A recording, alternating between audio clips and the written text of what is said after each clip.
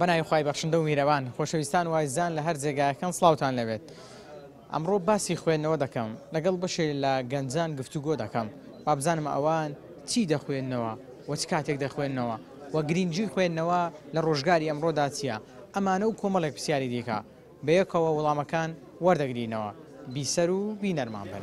ئەوەندە زانیاری زۆر بووە ئەگەر کەسێک هەموو کاتانی کە بۆ خوێندنەوەی تەرخان کردیە بیدە بە پسپۆری خۆی پێڕاناگاتن. خودی خوێندنەوە بۆچە خوێندنەوەتە پێگەیاندن پێگەیشتن چکە تو مامۆستایەکی بێدەنگ لەگەڵت قسەدایە کە کتێب دەخوێنمەوە زۆر دەسمە ناو بابەتەکە یعنی هەز دەکەم وا لەگەڵی دانیشتی هەز دەکەم کە خۆم لەگەڵی مە لە ناو چیرۆکەکەدا. خوای گەورە بە گەورەی خۆی یەکەم بابەت کە باسی دەکا ئیقڕە خوێندنەوەیە. سلام علیکم. وعلیکم السلام ورحمة الله. مامۆستا بزانم ڕۆژانە خوێندنەوەتان هەیە یاخود بە پێی ئەوەیەکەوە کات بۆتان بڕەخسێ و دەخوێندنەوە. زۆر سپاس بۆم دەرفەتە. وەڵا بابەتی خوێندنەوە ئەگەر بخێنەوەی کە خوێندنەوە هیوایەت یا پێویستیە پێم وابی لە هەم سەردەمەکان بەتایبەت ئێستا و بەتایبەتیش بۆ تاکی مسلمان لەوە دەرچوە قسە لەسەر بکەین ئایا خوێندنەوە وەک هیوایەتێک بخوێنینەوە یان پێویستیەکە. پێم وابی خوێندنەوە لە ئێستای ژیانی و ژیانی مسلمانان ئەوەیە وەک هەر پێوی داویستەکانی ڕۆژانە خواردنە خەوتنە پێویستێکی سەرەکی ڕۆژانە بتن ئەوەش دەگەڕە سەرەوەیکە ئینسان لەگەڵ ژیانی تایبەتی خۆی چەندە کاتی بۆ تەرخان دەکات. ئەگەر گەنجێک بێ بخوێنێتەوە لە چیوە دەست پێ بکات سەرەتا چی بخوێنێتەوە بۆ ئەوەی خوێنەوە لەلا خۆشەویستی. بەڵێ ئەگەر هەدەفمان ئەوە بیتن گەنج بەرەو خوێندنەوە ڕابچێشین سەرەتا ئەگەر بۆ نەگەنجێک لەگەر خوێندنەوە دەستی نەرم نەکردبیتن حتما دەی بە بابەتی سادە بە چیرۆک بە ڕۆمان دەست پێکە بەوەی لەگەڵ جیهانەکە تێکەڵ بیتن. بەڵام گەنجیشمانێ ماشتەڵای لێ بێتن زۆر لە پێشتەمەنی خۆیتی ئاستی ڕۆشنبیرێکی بەرزیە خوێندنەوەی زۆرە حتما ئەو کەسانێک کە لەگەڵ خوێندنەوە دوستاتێکی باشیان هەیە گەنج دەبی بە جۆرەی پێویستەکانی خۆی ئێستای تەمەنی خۆی ئەو لەسەر بنەمای خودسازی خۆی ئەو بابەتانی کە پێویستە پەرەی بەخۆ بداتن بۆ لەسەر بنەمای ئەوەی کە لە چ بوارێکدا کار دەکاتن یا لە چ بوارێکدا لە ئێستا لە چ قۆناغی تەمەندا ئەگەر قوتابی بتن پێویستە کۆمەڵک کتێب بخوێنەوە کە لەگەڵ ژیانی قوتابی دەگونجێ ئەگەر لە کاردا بتن هەندێک کتێب بۆ ژیانی کەسی خۆی و بەگشتیش لە ڕۆشنبیری گشتی دەبی ئینسان لە هەر چەپکە گوڵێک لای کەم گوڵێک بۆم کاتن.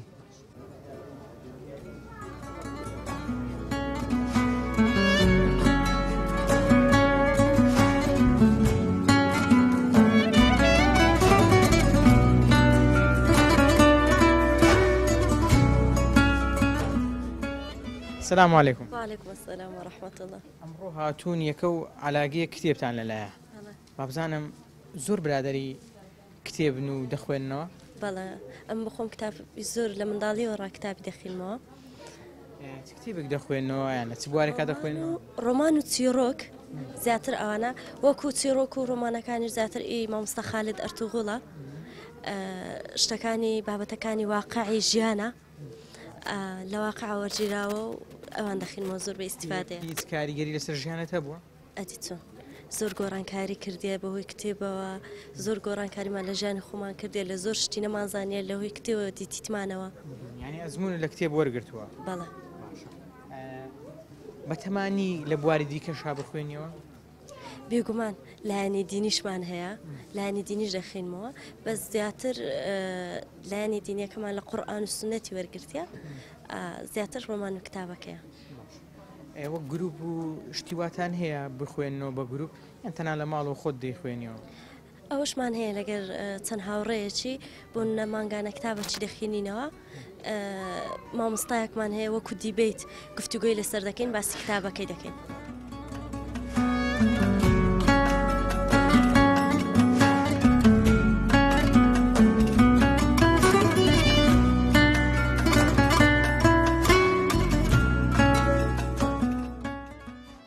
السلام عليكم. وعليكم السلام ورحمة الله وبركاته. باسی خوێندنەوە دەکەم سەرەتا دەپرسم ئەم جۆرە پێشەنگایانە گرینگە بۆ گەنجان لەم ڕۆژگاری ئێستادا لەم بێپارەیە کە وزەرانی خەڵک بە شێوەیەکی گشتی خراپە خوێندنەوە چ سوودێکی هەیە ئەم جۆرە پێشەنگایانە دەکرێنەوە؟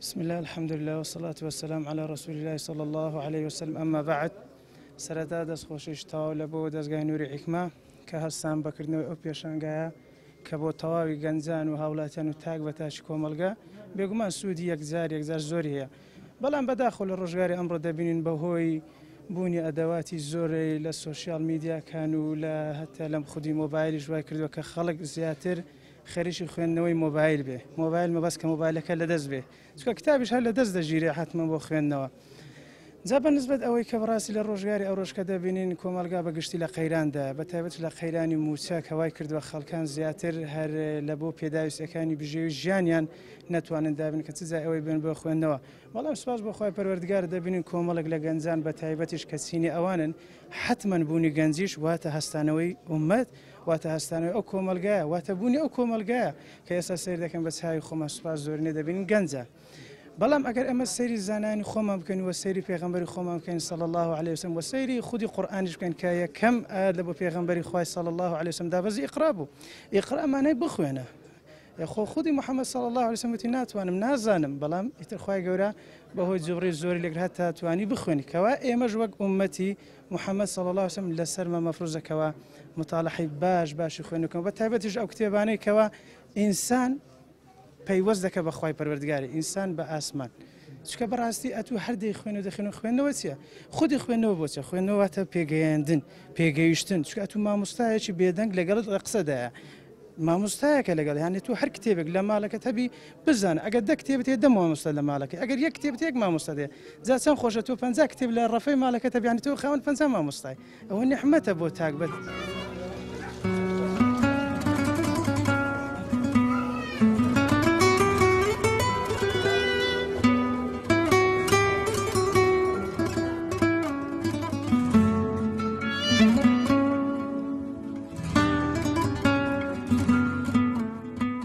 سڵاو لێبێت سڵاو لە تۆش بزانم ئێوە لە ماڵ و منافەستتان هەیە لەسەر خوێندنەوە ئەی چۆن هەرتەنها لە ماڵۆنا لە دەرێژ لەگەڵ برادرەکان لەگەر مامۆستایەکان زۆر بێکەوە منافەسە دەکەین لەسەرەوەی چی ئەو کتێبە بخوێنێتەوە چێ زیاتر سوودی لێ دەبینی باسی چ دەکا هەموو بێکەوە باسی دەکەین لەگەڵ یەکتر ئەمڕۆژ کتێبێکت کڕیوە وڵایی کتێبەکان ڕۆمانە لەگەڵ کورتە چیرۆکەکان لەگەڵ هەندە کتێبی دێنیشم کرد کتێبە دینیەکان دەبارەی چینەوە ینی باسی چی دەکەن کە کڕیوتە لەبارەی بالاپۆشیە لەبارەی باشترکردنی فقهی خۆمانە زیاتر دەست بە دینەکەمانەوە بگرین و دەربارەی قورئانیش لە هیچ کاتێکە بۆ کتێب بخوێنیوە گریابی ینی نووسەرەکە کاریگەری هەبی لەسرت بەردەوام هەموو کتێبەک لە هەموو کتێبێک زۆر کاریگەری چکە کە کتێب دەخوێنمەوە زۆر دەسمەناو بابەتەکە یعنی هەست دەکەم وا لەگەڵی دانیشتی هەست دەکەم کە خۆم لەگەڵی مە لە ناو چیرۆکەکەداوە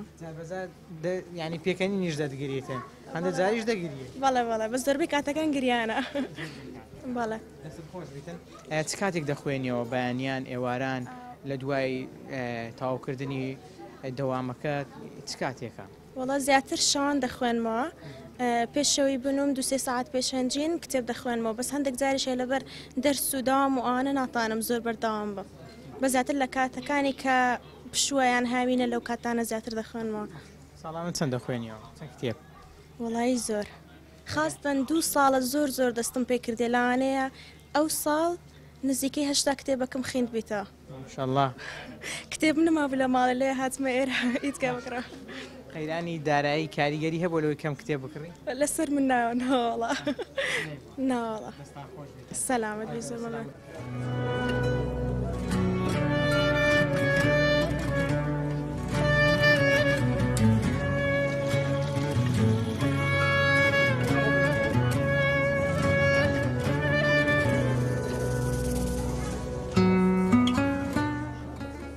السلام عليكم. عليكم السلام ورحمة الله وبركاته. بابزانم خوێندنەوە لە ئێستادا بۆ گەنجان چەندێک بە گرنگ دەزانی وەکو گەنجێک ئەم پرسیارەت لێ دەکەم و وەڵامی تۆم دەوێت. یاخوا بەخێر بن سەرچاوان پێشەکی. وڵای بە بێگومانی خوێندنەوە یعنی باسکردنی بە بەرنامەک و دوو بەرنامە و سێ بەرنامە و یان وەرگرتنی چەند کەسێکی کە قسەی لەسەر بکات تەواو نابی بە هۆکاریەوەی کە خوای گەورە بە گەورەی خۆی یەکەم بابەت کە باسی دەکا ئیقڕە خوێندنەوەیە خوێندنە کەوا بوو دیارە گرنگێکی زۆری هەیە پێمان نافەرمێ نوێژی بکە زەکاتی بدەیت یەکسەر پێمان دەفەرمێ بخوێنە وەکو ئەوەی وایە کە پێمان بڵێ ئەگەر خوێنتەوە بە ئاسانتر تێدەگەی نوێژ مهمە، تێدەگەی زەکات مهمە، تێدەگەی عیبادەتەکان بۆچی مهمە. جا بەڕاستی قەدری خوێندنەوە و خوێندن و کتێب ئەو شتانەش لە لای کەسە چییە کە نیتی بەڕاستی، چونکە ئەمە خوێندەواریمان هەیە قەدری خوێندن و خوێندنەوەی نازانین، بەڵام کەسێک کە خوێندەواری نییە بڕۆ لێ بپرسە بڵێ ئەرێ تخوا مەسەلەن کتێب خوێنەوە چێژی چۆنە خۆشە، ئەو قەدری دەزانێت چونکە نیتی ئەمە هەمانە بۆی قەدری نازانین، هەر بخۆی وایە سروشتی مرۆڤی وایە شتێک کە هەیتی قەدری نازانی تاوەکو لە دەستی نەدا بەڕاستی.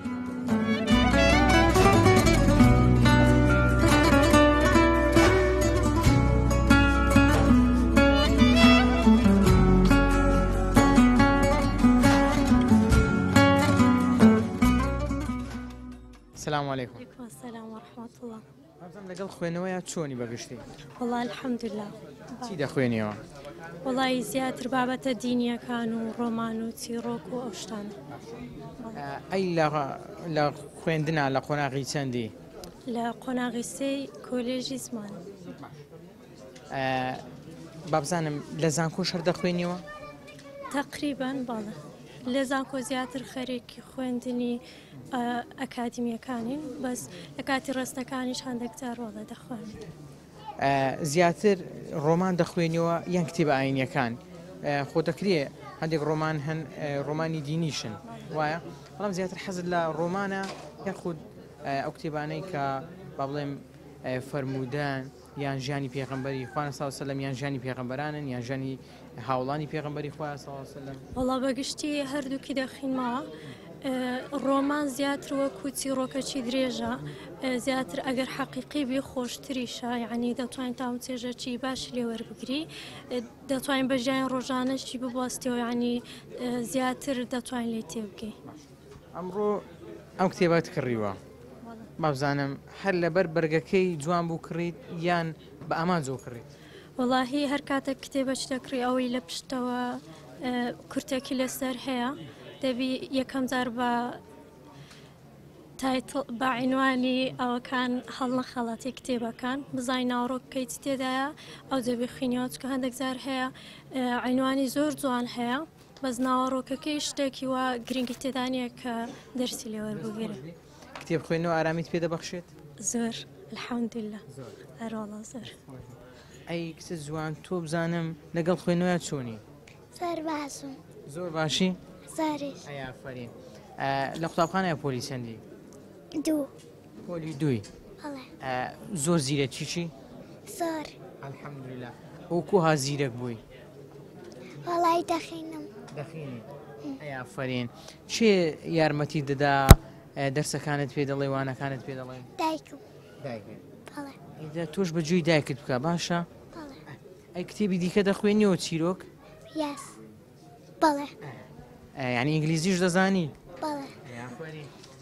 کەمێک دەزانم. کەمێکی دەزانی؟ بەڵێ. چێ فێری کردیەوە کەمە؟ وەڵای لە مەکتەبە فێربووی ماما. ئەدی کتابی دیکە دەخوێنیەوە جگە لە کتابی قوتابخانە؟ بەڵێ. چی دەخوێنیەوە؟ شعری گیانی دەخوێنیەوە، چیرۆکی دەخوێنیەوە، ژیاننامەی دەخوێنیەوە؟ هەموو شتێک. ئیسفادەی هەیە؟ زۆریش. ئیسفادەی چییە؟ ئیسفادەی هەیە چونکە شتی لێ فێر دەبی. بەڵێ. ئەیافەرین. کەمە درێژ بیاخوا. دەست خۆش بیتن.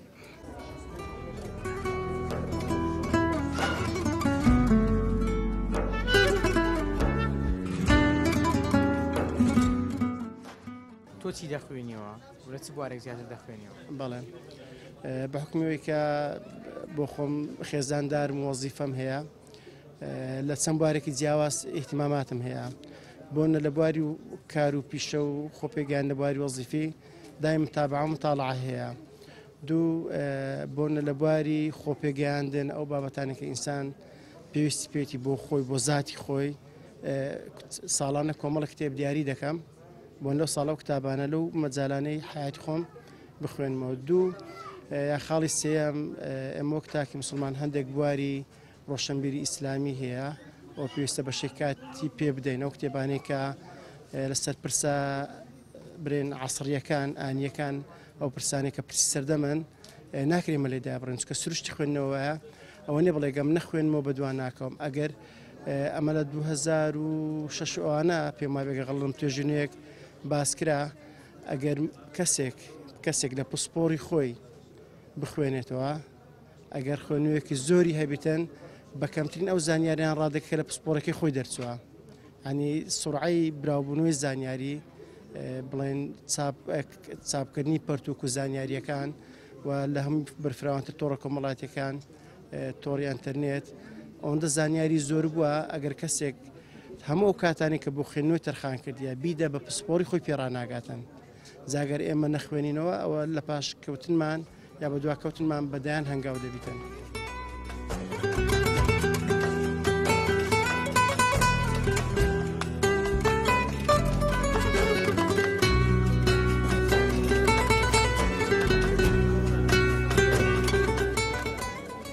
السلام عليكم. عليكم السلام ورحمة الله. بزانم لەگەڵ خوێندنەوەیان چۆنن؟ والله ئەو ماوەی بڕێگلە من داران ئەوم کردەکەم کردەوە گەنا پێش زۆر دەخیندەوە. چەندی دەخوێندەوە زۆر؟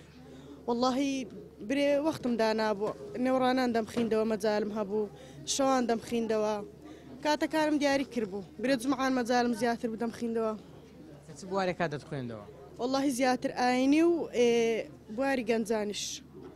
بۆ تۆ زەحمەت نییە بەخێوکردنی منداڵ و ئامادەکردنی خواردن و ماڵ بەڕێوەبردن و خوێندنەوەش؟ بەخۆی هەموو شتێک دەبی کاتی لێدا بەشکەی.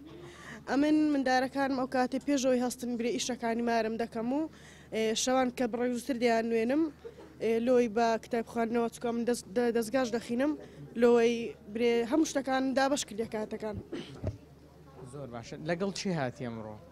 والله هەر لەگەر ئەو ڕەفیقانم ئەمە لە عەبدوڵای کوڕعومەر دەخینین ئەوجا ئەوشمان ئێرەشمان دیت کتابمان کڕگوتمان بزین حتمما دەبی هاوسەرەکەشت یارمەتی دەرێکی باشت. بەڵێ بەڵێ ئەلحەمدولیلا زۆر پاپشتمە یعنی کە دەزانی مادەم شتەکە لە ڕووی دینیەوە و لە بۆ خوای گەورە دەیکەی بێگومان ئەوی زۆری پێخۆشە.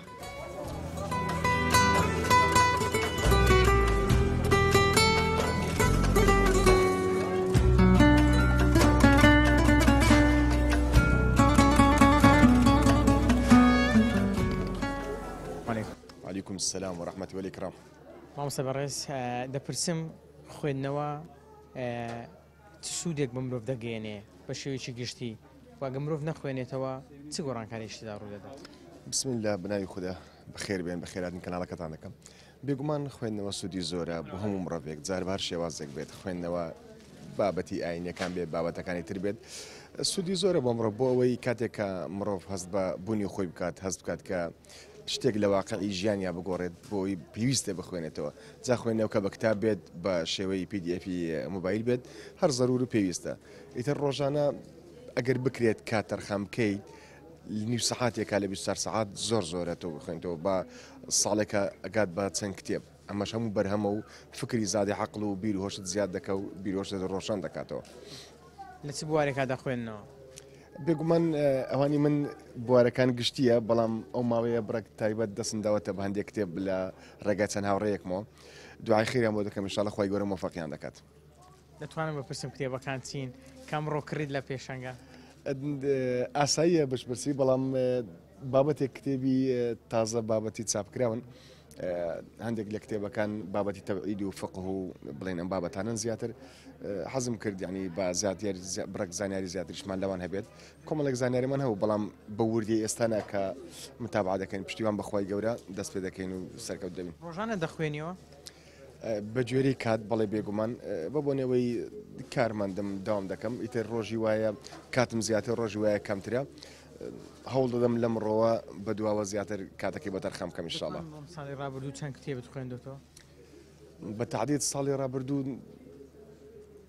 بیرم نایەت بەڵام نزیکەی 11 کتێبم خوێندێتەوە سوپاس بۆخوا.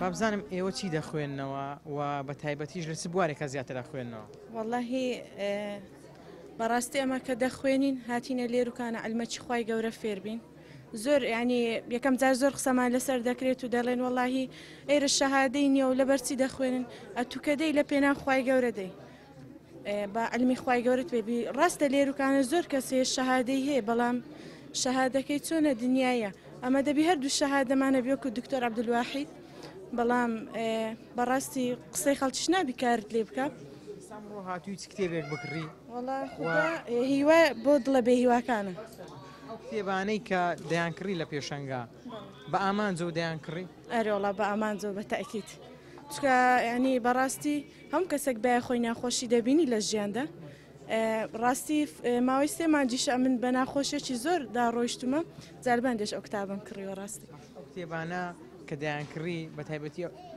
هەز دەکەی تۆزێک هیوا ومێدت بۆ دەگەڕێنەوە بە تاکید بە دڵنیاییەوە پیشانت دەدا کە فەزلی خوای گەورە چۆنە خوای گەورە لامان کاتدا شتێکت لێوەردەگرێتەوە بەڵام لامان کادا دەرگای خێر لێ دەکاتەوە بابزانم تۆ چی دەخوێنیەوە کتێبت نەکڕیوە ئەمڕۆ ئەمن دوێنێ هاتم ئەو ڕۆژ هەر حەزم لێ بوو سەردانی ئێرە بکەمەوە زۆر زۆر خۆشە ینی کە سەردانی ئێرە دەکەی دڵت پێ خۆشە بەڵێ باشە دوێنێ چیت کڕی دوێنێ کتابم کڕی کتێبێک لە ئی پێغەمبەران کڕیم حەزم لێ بوو زۆر زۆر بخوێنمەوە بۆ قوتابخانە نەخێ بۆ ناخوێنی حەز ناکەم لە دەستگای دەخین حەزم لێ فێری و عیلمێ بووم ناک فێری شتی دیکە خۆ ئەوەی دیکەش بخوێنی هەر باشە ئەمەشیان لە پاڵ بخوێنی سوودی پێدەگاتن پێم وایە ئەخر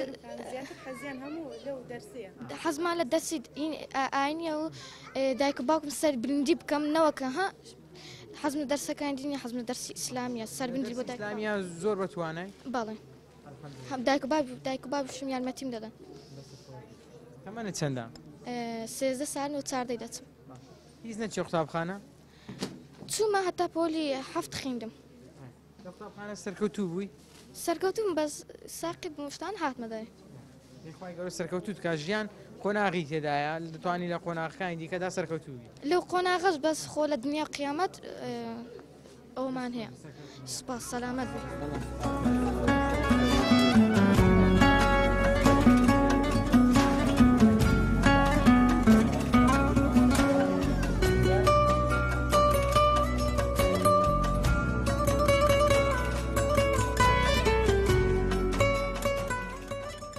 گەنجان چی بخوێنەوە واللهی ئەوە لە شخص بۆ شخصی جیاوازە دەگۆڕێ بەڵام پێم وایە هەمومان پێویستە بەڕاستی لەلایەنی دینیەکان شارەزاییمان هەبی بەگشتی لەلایەنی دینی شارەزاییمان هەبی و لە بواری خۆشمان ئێستا بە نمونە من بایۆلۆژیم تەواو کردی پێویستە بەڕاستی لە بواری خۆم شارەزاییەکم هەبی و خوێندنەوەی دەرەکیم هەبی لە بواری خۆم و زایدەن لە بواری دینیش دانە بڕێم بۆ بەردەوام خوێندنەوەم هەبی بۆ هەوڵنادەی لە بوارەکەی خۆت پسپۆڕی تاو بەدەستبێنی زانیاریش تاو کۆکیەوە بۆ هەڵ دەدەی لەلایەنی دینیەکە زیاتر بخوێنیەوە نا تەماشاکە ئەم دەڵم هەردووکی مهمە یعنی وەکو ئەوە ئێستا مەسەلەن تو بڵێ خواردن مهمە بۆ ئینسانی یان هەناسە هەردووکی مهمە ئەمە ناڵم تەنها ناتوانانی بڵێ خواردن بە تەنها مهمە ناتوانانی بڵێ هەناسە بە تەنها مهمە ئەو کتێب خوێندنەوە ئاینیەکان خوێندنەوەی کتێب ئاینیەکان وەکو هەناسەیە بۆ مرۆڤ پێویستە لی دانە بڕێ وە خواردن چەندە مهمە ئەوە کتێبە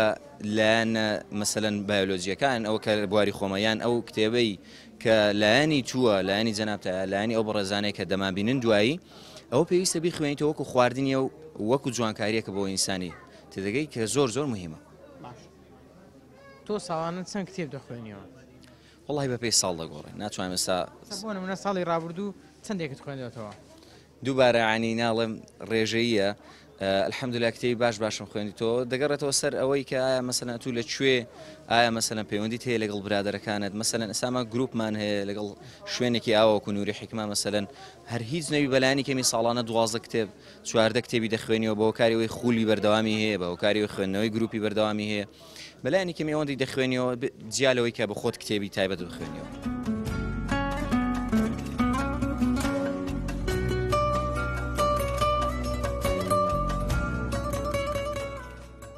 کاتێک بخوێنینەوە و چۆن بخوێنینەوە حتما ئەمە پێغەمبەری خوا صلی الله علیه و سلم دەفەرمی خەیر الأمة في بکوریها واتە خێر لە بۆ ئومەتەکەم لە بەیانیانە جا بەیانیان بەگشتی من بە خۆم خودی خۆم ئەگەر قسە بکەم بەیانیان ئیسیفادەی زۆرم لێ کردو واتە زانایانیش خوالیان ڕازبی زۆر باسی بەیانیان دەکەن کە بەیانیان ئینسان لەبەر ئەوەی کە لە خەو هەڵدەستی خاوەن وزە و تااقەتێکی زۆری لێ کۆبوتەوە کە ئەم وزێ وای لێ دەکات هەم دەرخکردنەکەی هەم لەبەرکردنەکەی زۆر لۆی باش بێ و هەم خوێندنەکەش وا دەکات لە زیهن و مێشی بمێنێتەوە.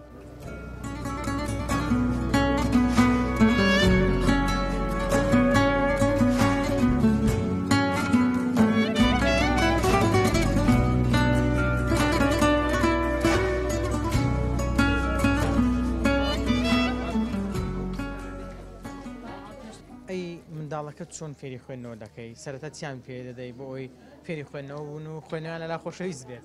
بێگومان من کورداواری خۆمەوەتەڵی هەم شێوەی سزا و هەم شێوەی پاداش لەگەڵ مناڵەکانەوە بەکاردێنم.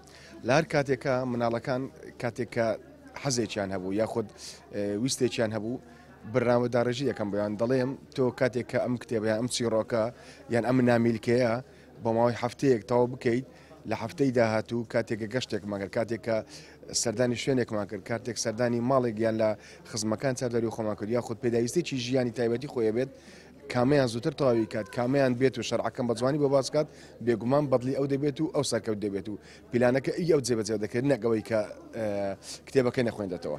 پێدوانی ئەو منداڵێکە دەخوێنێتەوە دایک و باوکی هانی دەدا جیاواز دەبێت لە منداڵێکی دیکە؟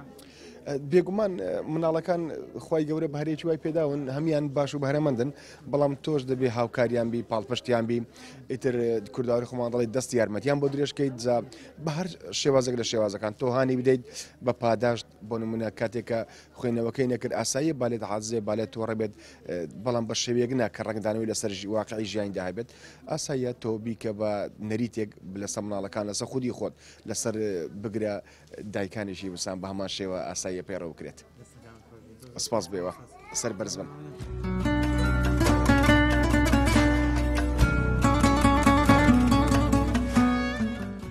بەڵایزان و خۆشەویستان ئەوەی بینیتان و بیستان سەرنج و تێڕوانی بەشێ لەو هاوڵاتی و گەنجانە بوون کەوا لەسەر کتێب دوان بەگشتی هەر کەسێک بیوێ پێش بکەوێ بێگومان دەبێت بخوێنێتەوە بۆ ئەوەی قسەزانتر بی بۆ ئەوەی توانات باشتر بێ بۆ ئەوەی گەشە بکەی پێویستە بخوێنیەوە بۆی خانمێشی سەرکەوتوبی دەبێت بخوێنیەوە بۆی پیاوێکی سەرکەوتوبی دەبی بخوێنیەوە بۆ ئەوەی قوتابیەکی سەرکەوتوبی بێگومان دەبێت بخوێنیەوە بۆ ئەوەی کاسبکارێکی سەرکەوتوبی دەبێت بخوێنیەوە و خوێنەوە بۆ هەموو تاکەکانی کۆمەلگا گرینگە بۆ منداڵێک گرینگە بۆ ئافرەتێک گرینگە بۆیە هەر کۆمەلگایەک کەوا تاکەکانی گرنجیان بە خوێنەوەدا بێگومان پێش دەکەوێت بەڵام ئەو کۆمەلگای کە لە خوێنەوەدا بڕێت بێگومان بە کۆمەڵشتی لاوەشی سەرقاڵ دەبێ کەوا سوودی لێ نابینێ هەم بۆ دنیای هەم بۆ دوا ڕۆژی تا پرۆگرامێکی دیکە بەخوای گەورەتان دەسپێرم هەر شاد و کامەران بن خواتان لەگەڵ.